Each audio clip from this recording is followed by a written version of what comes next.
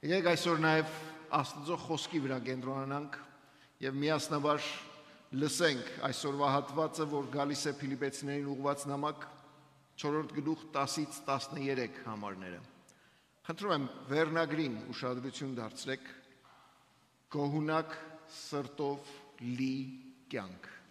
Եկեք լսենք Աստծո խոսքը։ Ես Տիրոջով մեծապես ուրախացա, որ դուք էլ արդեն խորեցիք իմ մասին հոգալ, ինչպես որ հոգում էիք, բայց հարմար առիթ չէիք գտնում։ Կարիքի մեջ լինելուս համար չեմ ասում, որովհետև ուշադրություն դարձրեք այս խոսքերին, որովհետև ես սովորել եմ բավարարվել նրանով, ինչի մեջ որ կամ։ Գիտեմ կարիքի մեջ ապրելն էլ, առատության մեջ լինելն էլ, ամեն բանում, ամեն ինչի տեղյակ եմ, թե կշտանալուն, թե քաղցելուն, թե առատությանը, թե կարիքին։ Ամեն բան կարող եմ ինձ զորացնող Քրիստոսով։ Ամեն։ Որքան հաճախ Աստվածաշնչից մտքերը, խոսքերը, որոնք դառնում են թևավոր խոսք եւ մեր ամենօրյա գործածության, որքան հաճախ մենք վերցնում ենք այս մտքերը եւ համատեքստից, կոնտեքստից դուրս նոր իմաստ ու նշանակություն ենք տալիս։ Շատ վտանգավոր է սա անելը։ Այս հատվածը, որը գրեթե բոլորս անգիր գիտենք, այս համարը, ամեն բան կարող եմ ինձ զորացնող Քրիստոսով։ Մենք շատ անգամ գործածում ենք տեղին, բայց շատ հաճախ նաև գործածում ենք անտեղի։ Գործածում ենք այնպիսի իրավիճակների եւ փորձառությունների մեջ, որոնք միգուցե մեզ համար լավ է այդպես մտածելը, բայց արդյոք այդ հատվածն ու միտքը ինչ որ դրված է խոսքի մեջ, ինչ որ առաքյալը որպես ամփոփում ասում է, արդյոք համապատասխանում է մեր կյանքին ու փորձառությանը։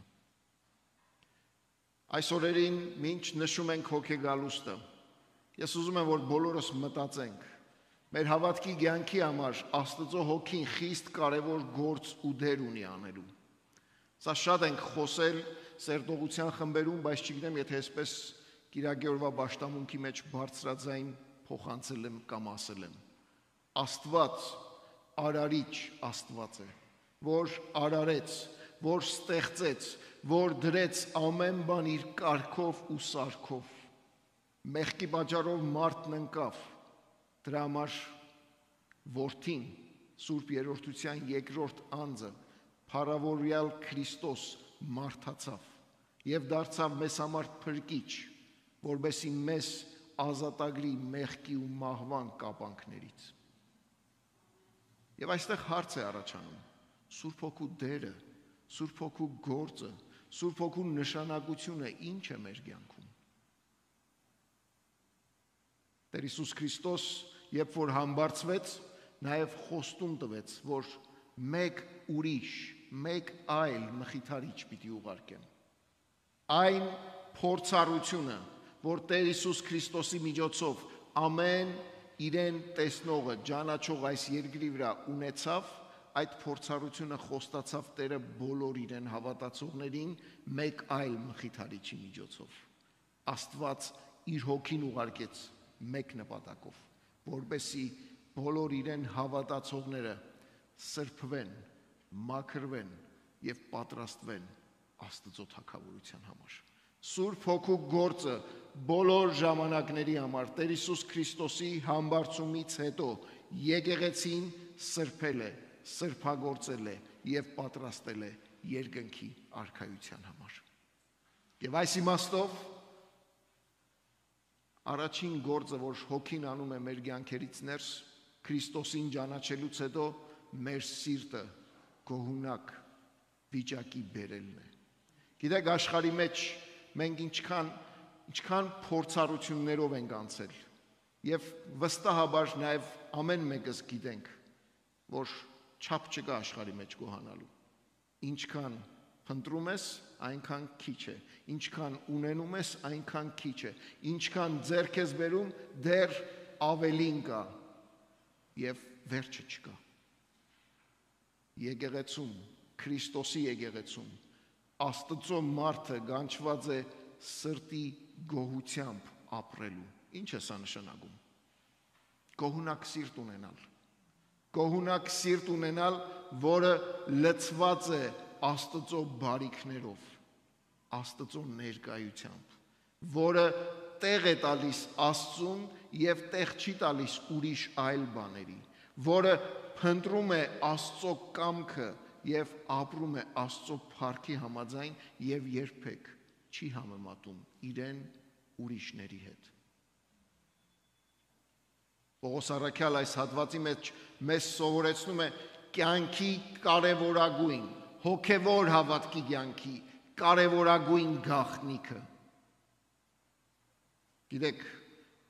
եթե հիմա գնաք մեդիա դաշտ, այն հասանելի մեդիա հարթակները, Facebook, Instagram, Twitter եւ չգիտեմ ուր, պիտի տեսնեք, որ հոգևոր հավատքի համար բանաձևեր են առաջարկվում։ Եթե սա անես, այսպես կլինի։ Եթե սա փոխանցես 10 անհատների, քեզ համար օրհնություններ կգան։ Եթե այս աղոթքը անես ընտանիքովդ, այսպես կլինի կամ այնպես կլինի։ Եվ սրանք վերջ չունեն։ Միգուցե սրանք լավ բաներ են, լավ հորդորներ ու խրատներ են, բայց եթե իսկապես ուզում եք հոգևոր հավատքի համար գաղտնիք սովորել, այս հատվածը սովորեցնում է։ Եթե ուզում եք Աստծո խոսքի վրա ձեր սիրտը, կյանքը, ընթացքը կերտել, կառուցել, բարձրացնել, այս հատվածը սովորեցնում է։ Պողոս առաքյալ իր կյանքի եւ ծառայության միջոցով սովորեց գոհ լինել։ Եվ այդ գոհ ընթացքը կտրուկ փոփոխություն բերեց իր կյանքում։ Եվ այդ կտրուկ փոփոխությունը նաև մեր կյանքում պետք է լինի։ Բոլորս մեր տանը ջերմաչափ ունենք, չէ՞։ Ջերմաչափ բոլորս ունենք մեր տանը։ Ջերմաչափը ազդվում է արտաքին ջերմությունից, չէ՞։ Ջերմաչափի այդ սանդղակը, որ բարձրանում եւ իջնում է, ազդվում է արտաքին ջերմությունից։ Մի ժամանակ մենք բոլորս ջերմաչափ էինք։ Մի ժամանակ մենք բոլորս ազդվում էինք տարատեսակ քամիներից, փորձություններից, դժվարություններից, հարվածներից, մեղքի տակ ծնկած եւ մեղքին գերի անկարող որևիցե բան փոխելու մեր կյանքում։ Աստված Տեր Հիսուս Քրիստոսով մեզ դարձրեց ջերմակարգավորիչ, թերմոստատ, գիտեք տարբերությունը։ Թերմոստատը երբեք չի ազդվում արտաքին վիճակներից, միշտ կարգավորում է ջերմաստիճանը եւ պահում է սենյակի ներս եղող ջերմաստիճանը։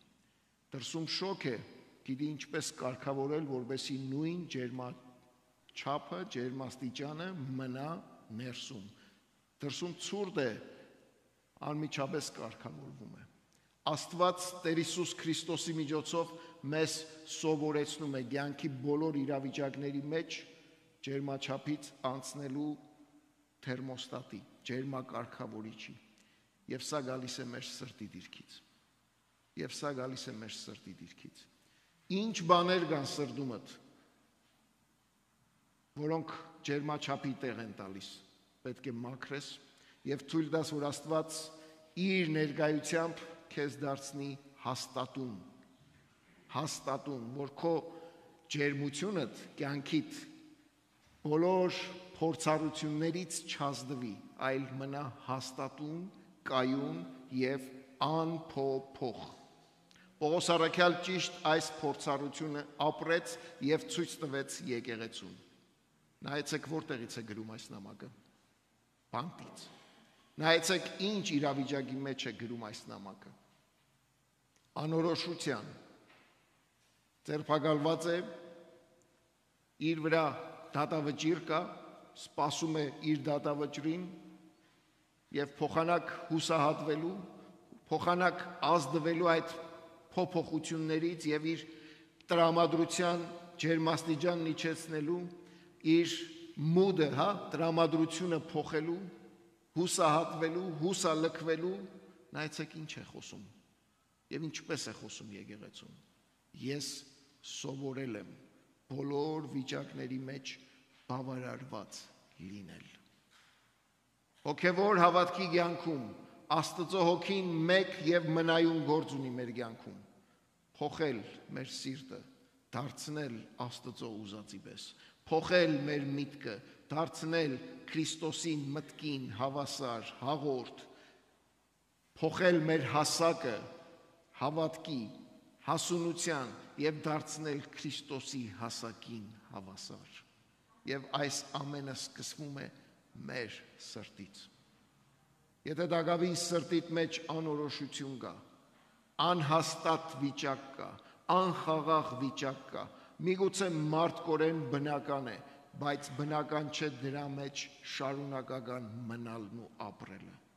Դու չես կարող փոխել արտաքին դրսևորումները,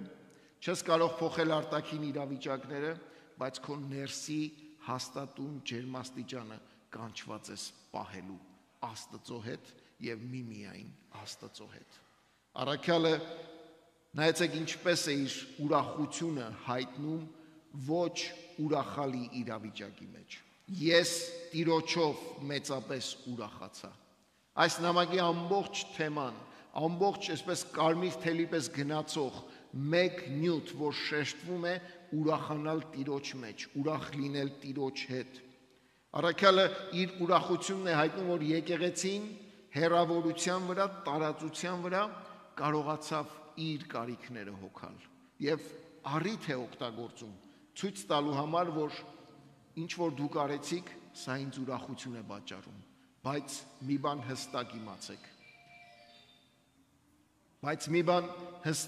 իմացեք, որ ես սովորել եմ ամեն վիճակի մեջ բավարարված լինել։ Առաքյալը այս նամակի մեջ արդեն իսկ հստակ ձևով ցույց է տալիս, որ նա սովորել է գոհ լինել իր իրավիճակի մեջ, հաղթահարել ամեն իրավիճակ Քրիստոսի միջոցով, որովհետև իր զորության աղբյուրը Տերն էր։ Նա սովորել էր հակառակ բոլոր կարիքների ու դժվարությունների հայտարարել, որ ես ամեն ինչ առատապես ունեմ եւ չափից ավելի ունեմ։ Գիտեք, ապրում ենք մի երկրում, որ վերջը չես տեսնում, սահման չկա, չափի զգացողությունը շատ արագ կարող ես կորցնել, եթե այդ հոսանքին մտնես եւ այդ հոսանքի մեջ փորձես լողալ։ Որպես եկեղեցի մեկ հոսանք ունենք, որի մեջ պետք է լողանք։ Աստծո դաշտը վստահված է մեզ։ Մենք եկեղեցի որպես ներկայացնում ենք Աստծո թագավորությունը, մեր մտածելակերպը, վարվելակերպը, ապրելակերպը, գործելակերպը տարբեր պետք է լինի, քան որ տեսնում ենք աշխարհի մեջ։ Գիտեք ինչու՞։ Աշխարհը ինչպես պիտի ճանաչի։ Աշխարհը ինչպես պիտի տեսնի։ Աշխարհը ինչպես պիտի ճանաչի Հորը, եթե չտեսնի մեր մեջ ու մեր միջոցով։ Առաքյալը այս նամակի մեջ ցույց է տալիս, որ ինքը կարիքի մեջ լինելու համար չի, որ ուրախանում է իրեն հոգալու համար, այլ որովհետև ինքը այս կյանքում սովորեց մի պարզ ճշմարտություն եւ որպես գաղտնիք բացահայտում է այս հատվածում եւ ասում. ես սովորել եմ բավարարված լինել։ Մեր գոհունակության, գոհ լինելու, բավարարված լինելու աղբյուրը միմիայն Աստված է եւ կանչված է լինելու։ Գոհունակ սիրտը երբեք եւ ոչ մի պարագայում չի ազդվում կյանքի իրավիճակներից, քանի որ Աստված հաստատուն է, իր խոստումները այո եւ ամեն են, իր խոստումների ապացույցը տեսանք Տեր Հիսուս Քրիստոսի կյանքի, մահվան, հարության, համբարձման եւ երկրորդ անգամ գալու խոստման մեջ, այդ հույսով սպասում ենք, ուրեմն կարելի չէ Աստծո խոստումները կասկածի տակ դնել։ Իրերն ու իրավիճակները կարող են փոխվել մեր կյանքում։ Իրերն ու իրավիճակները կարող են մեր վերահսկողությունից նույնիսկ դուրս գալ, բայց Քրիստոսին հուսացողը շարունակ մնայուն խաղաղության մեջ, մտքի խաղաղության մեջ, հոգու խաղաղության մեջ, միշտ Աստծո երեսը փնտրելով կարող է հաստատ կանգնել ցանկացած իրավիճակում։ Սրանք միանգամից չեն գալիս։ Այս հոգեվիճակը, այս ընթացքը միանգամից տեղի չի ունենում հավատացյալի կյանքում։ Որովհետև Պողոս առաքյալն ասում է, ես սովորել եմ։ Սա ընթացք է, որի մեջ կանչված ենք բոլորս քայլելու, ապրելու եւ որքան Աստծուն մոտ, այնքան ավելի կարող ենք փորձառաբար ապրել եւ սովորել, ինչպես։ Գիտեք, դժվար է, եթե երբեք չես հիվանդացել, հիվանդության մեջ եղողին գալ եւ նման խրատ տալ։ Եթե երբեք սուքի, ցավի փորձառության միջով չես անցել, գալ եւ միայն խոսել։ Բայց Աստված զարմանալի կերպով այս բոլոր փորձառությունները մարդեղացած Քրիստոսի միջոցով անցավ եւ ինքը գիտի, միակ անձը, որ շատ լավ գիտի մեր բոլոր հույզերը, վախերը, մտածումները, որ կարող է օգնել, որ կարող է հասնել, որ կարող է հասկանալ, Տերն է։ Պողոսը բանտի մեջ հստակ ձևով ասում է, ես սովորել եմ գոհ լինել, որովհետև իր գոհունակության հենարանը, աղբյուրը Աստված էր, որը անփոփոխ է, որը մնայուն է, որը հավիտենական է։ Ինչի վրա ես հենում քո կյանքդ, ում վրա ես հենում քո հավատքդ։ Աստված կարող է մեզ այս վիճակին հասցնել։ Առաքյալը շարունակում է ասելով, գիտեմ գարիքի մեջ ապրելը, առատության մեջ լինելն էլ, ամեն բանի մեջ ամեն ինչից տեղյակ եմ, թե կշտանալուն, թե քաղցելուն, թե առատությանը, թե կարիքին, ամեն բան կարող եմ ինձ զորացնող Քրիստոսով։ Գիտեք, այս հատվածը ամբողջությամբ ցույց է տալիս, որ այս աշխարհի վրա հոգևոր հավատացյալ մարդը զուրկ չէ դժվարություններից։ Առաքյալը ցույց է տալիս իր լավ օրերը, վատ օրերը, իր լայն օրերը, նեղ օրերը, ուրախ եւ տխուր փորձառությունները եւ ասում է ես գիտեմ, որ նշանակում է փորձառաբար անցել եմ սրանց միջով։ Բայց դրա հետ միասին շատ կարևոր բան է ասում։ Ամեն բան կարող եմ ինձ զորացնող Քրիստոսով։ Զորության աղբյուրը Տերն է։ Այդ զորության խոստումը տրված է յուրաքանչյուր հավատացյալի։ Այդ զորության իրականացումը հասնում է անհատին Սուրբ Հոգու միջոցով։ Հոգին, որ խոստացվեց, ինչպես որ Գործք առաքելություն է ասում, սպասեցեք, մինչև որ զորություն կստանաք։ Հոգին, որ խոստացվեց, մեկ գործ ունի մեր կյանքից ներս։ Զորացնելու մեզ մեր հավատքը ապրելու համար։ Զորացնելու մեզ, որպեսզի մենք կարողանանք Աստծո առաջ մնայուն, շարունակական եւ հավատարիմ, ամուր կանգնած մնալ։ Գիտեք ինչու՞։ Աստված իրերն ու իրավիճակները կառավարող Աստված է։ Եվ Եփեսացիների նամակի մեջ առաջի գլուխ 11 համարում նման միտք է արտահայտում առաքյալն ասում է, որ այդ Աստվածը, ով իշխում է եւ գերիշխում է, ամեն բան հաջողեցնում է